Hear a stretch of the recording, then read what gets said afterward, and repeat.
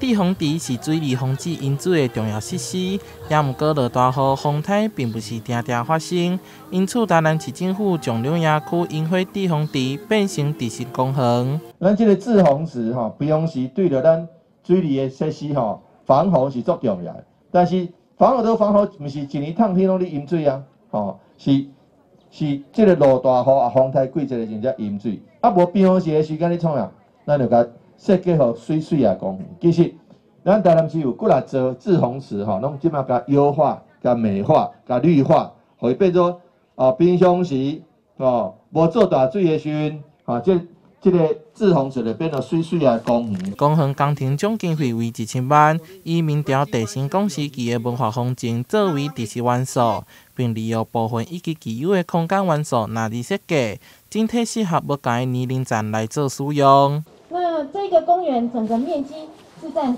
大约2公顷。那现在我们特色公园的部分大概是4500平方公尺。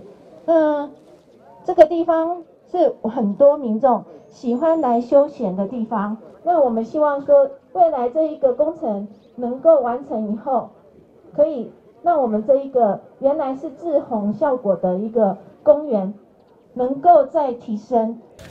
动土仪式开始，开工顺利。第2铲，动土平安。第3铲，一切圆和吉祥，请掌声鼓励。这座公园预计伫明年7月底完工。未来这座引火地洪池地势公园，除了有减轻水患的功能，同时让民众有了休闲的好去处。台南新闻杨顺怀采访报道。